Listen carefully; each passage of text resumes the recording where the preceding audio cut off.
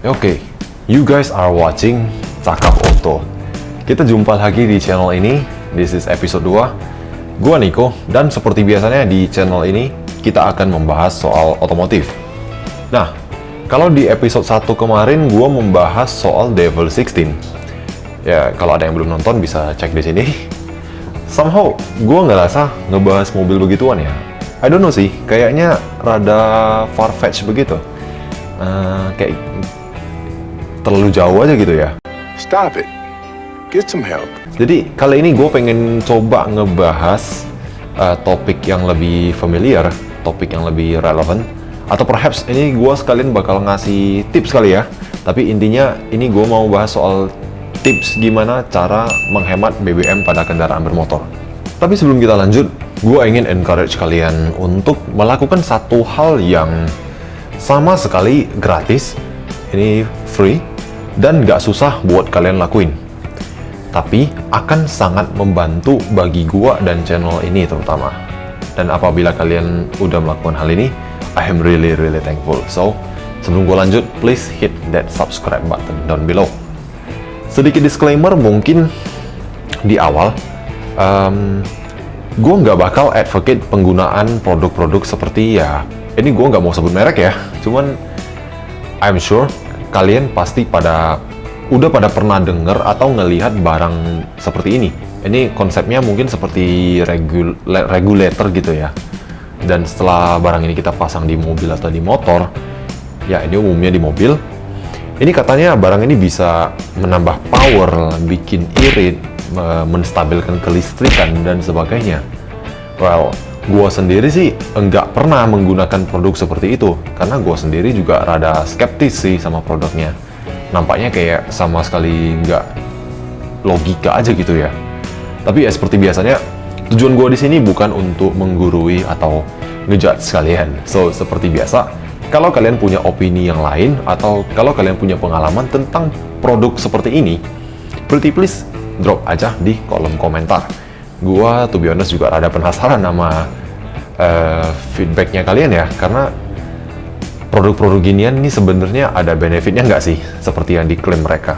Oh ya, satu hal lagi, disclaimer, mungkin akan ada beberapa part yang nanti penyebutannya gua bisa berbeda dengan penyebutan pada umumnya kali ya, atau penyebutannya kalian. So, please harap maklum aja soal itu. Tapi nanti itu juga bakal gua jelasin sih, biar nggak pada bingung gua bilang apa. Oke, so balik lagi ke topiknya kita, tips menghemat BBM pada kendaraan bermotor. Jadi kali ini gua udah ngerangkum nih beberapa tips yang gua rasa cukup gampang buat dilakukan, dan mostly ini udah tried and true. Artinya ini bukan cuma sekedar kata orang gitu ya. Ini memang benar adanya gitu, teknik-teknik seperti ini. Nah, tips pertama dalam menghemat BBM yang gua rasa juga kebanyakan orang udah pada tahu ya, itu adalah dengan mengubah gaya berkendara atau gaya mengemudi. Ini bisa dibilang udah mutlak. Kalau mau irit, ya pasti gaya berkendara itu wajib dikondisikan. Tapi ada beberapa hal yang ingin gua share di sini, makanya hal ini juga gua mention lagi di video ini ya. Jadi hal yang paling utama dalam bahasan gaya berkendara ini adalah fokus ke teknik. Jadi ada dua teknik, kalau gua nyebutnya ini cruising dan coasting. Mungkin kalian penyebutannya ada yang berbeda, tapi ini bakal gua jelasin. Jadi dalam cruising itu artinya kita berjalan pada kecepatan yang konstan ya. Tapi gua rasa yang penting itu adalah kita harus terlebih dahulu mengetahui di kecepatan berapa dan di RPM berapa kendaraan kita itu paling efisien. Jadi misalnya di kasusnya begini nih, ini kasusnya gua pribadi, dari use case-nya gua. Jadi saat ini FYI, gue mostly memakai Yamaha NMAX tahun 2020 untuk transport kemana-mana. Jadi di case-nya gue adalah, dengan postur dan beratnya gue seperti ini, I can tell kalau motor gue itu paling efisien berada di kecepatan antara 40 hingga 60 km per jam. Dan normally di kecepatan segitu, RPM saya ini berada di kisaran 4.500 hingga 5.000-an RPM, tepat sebelum VVA mesinnya itu menyala.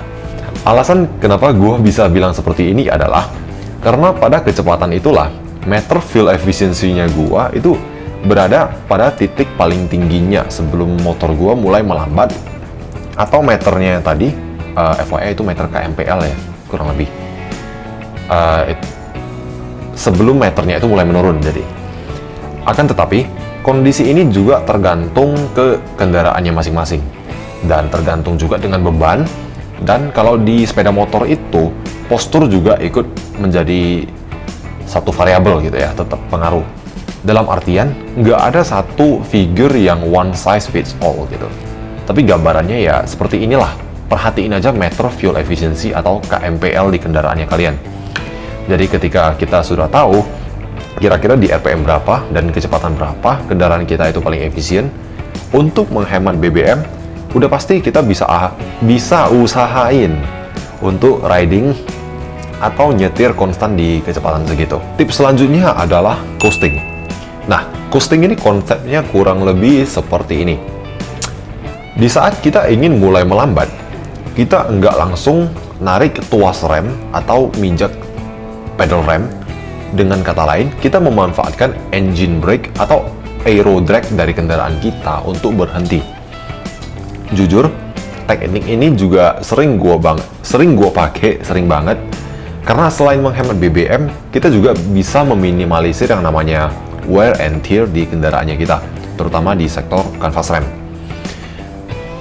Bahkan terkadang saat gua ngebawa kendaraan bertransmisi manual itu, gue sampai suka ngejam mobil atau motor yang gue bawa itu langsung ke gigi netral, atau langsung nginjak atau narik tuas close di kendaraan yang gue bawa. Apabila misalnya gue dari jauh udah nampak nih, oh gue bakal berhenti di situ, gue bakal berhenti misalnya di lampu merah gitu ya, gue langsung masukin ke netral atau injak tuas rem. Jadi hasilnya tentunya ya selain menghemat BBM, karena pada dasarnya kendaraan kita itu hanya running pada keadaan idle ya, kita juga bakal menghemat kanvas rem. Karena kita udah pelan-pelan melambat dulu, lalu benar-benar berhenti dengan sedikit bantuan dari rem mungkin ya, dibanding dengan kita tetap ngegas hingga udah deket ke titik di mana kita harus berhenti, lalu langsung kita menekan rem dengan kuat. Nah, gaya berkendara seperti ini kemungkinan besar bakal ngebuat kalian jadi lebih lambat daripada biasanya. Tapi gua rasa sih ini worth it sih, apalagi kalau kaliannya itu sedang krisis BBM gitu. Dan juga ada satu hal, mungkin ngebiasain berkendara seperti ini bagi beberapa orang agak sulit dilakuin. Tips kedua yang ingin gua share adalah dengan sedikit modifikasi ke kendaraannya kita, terutama di bagian transmisi. Nah, tips yang satu ini bahkan akan lebih tergantung ke use case-nya masing-masing lagi. Jadi konsepnya seperti ini. Apabila kalian sering melakukan commute ke area-area yang banyak stop and go atau banyak tanjakannya, kita bisa melakukan sedikit tweaking ke transmisi dengan memperpendek rasio gearingnya kita. Akan tetapi, hal ini mungkin agak sulit untuk dilakukan ke mobil ya. Jadi mungkin fokus pembahasannya tips ini akan lebih ke sepeda motor. Simpelnya begini, untuk motor dengan final drive-nya rantai, kita bisa dengan mudah melakukan tweaking ke rasio transmisi dengan mengganti final drive-nya motor itu sendiri, sprocketnya, sorry. Simpelnya adalah semakin besar hasil pengurangan jumlah gigi di sprocket belakang dengan jumlah gigi di sprocket depan, maka semakin pendek rasio motornya kalian, yang menyebabkan menurunnya top speed tapi naiknya akselerasi. Nah, hal ini akan sangat membantu untuk menjajal jalan yang banyak tanjakannya atau yang banyak kondisi stop and go-nya, misalnya jalan yang banyak lampu merah ya. Sebaliknya, semakin kecil hasil pengurangan jumlah gigi atau kadang sebutannya mata ya di sprocket belakang dengan jumlah gigi di sprocket depan, maka semakin panjang rasio transmisi di motornya kalian, yang menyebabkan naiknya top speed tapi menurunnya akselerasi, di mana kondisi ini akan cocok apabila kita akan riding di jalan-jalan yang mayoritas kita speednya konstan dan kecepatannya agak tinggi gitu. Dengan kata lain, ini jalan yang minim stop and go, seperti jalanan di luar kota. Tapi please note bahwa cara yang gue sebut tadi itu cara pengurangan itu bukan untuk menghitung rasio ya, melainkan supaya penjelasan gue tentang rasio ini lebih mudah dipahami. Namun perlu dinotis juga bahwa dengan memperpendek rasio, motor akan cenderung lebih cepat mencapai red line, mencapai RPM tinggi gitu, dan akan lebih banyak memerlukan perpindahan gigi. Ini mungkin bagi sebagian orang bakal jadi kurang nyaman gitu. Tips ketiga yang ingin gue share di sini adalah dengan mengoperasikan kendaraan dengan keadaan tekanan udara di ban itu berada di kondisi setinggi mungkin. Nah, hal ini berlaku buat mobil dan juga untuk motor. Akan tetapi, efeknya akan jauh lebih terasa pada sepeda motor. Karena profil ban sepeda motor itu yang lebih rounded gitu kalau kita lihat di cross sectionnya. Konsepnya adalah begini. Semakin besar tekanan udara pada ban kendaraan, terutama sepeda motor, maka kontak patch antara ban dengan aspal itu akan semakin kecil. Begitu pula hambatan yang dihasilkan akan semakin mengecil. Hal ini disebabkan karena ban akan cenderung menjadi lebih keras dan kurang bisa mendeformasi mengikuti kontur aspal. Namun hal ini juga perlu perhatian ekstra nih, karena dengan mengurangi kontak patch ban dengan aspal, otomatis grip di kendaraan juga akan berkurang. Nah, dan pada kondisi tertentu, tentunya hal ini bisa menjadi tidak aman untuk dilakukan. Mungkin itu aja gue rasa untuk episode kali ini. Ya, sebetulnya sih masih banyak sih teknik-teknik lain dan trik-trik lain yang bisa dilakuin untuk menghemat BBM. Cuman I think itu nggak terlalu relevan sih untuk digunakan di jalan, terutama dari segi aerodynamic misalnya ya, atau dari segi postur berkendara. Jadi gue rasa mungkin itu aja untuk episode kali ini.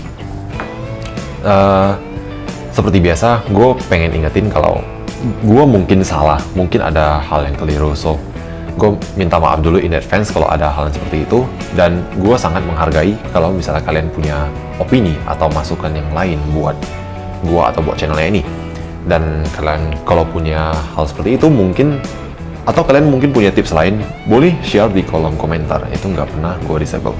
Atau YouTube bisa nggak sih nge-disable komen? Gitu. Bisa ya? Oh, oke. Alright. Tapi itu nggak pernah gue disable deh. So, I guess itu aja video dari gue kali ini.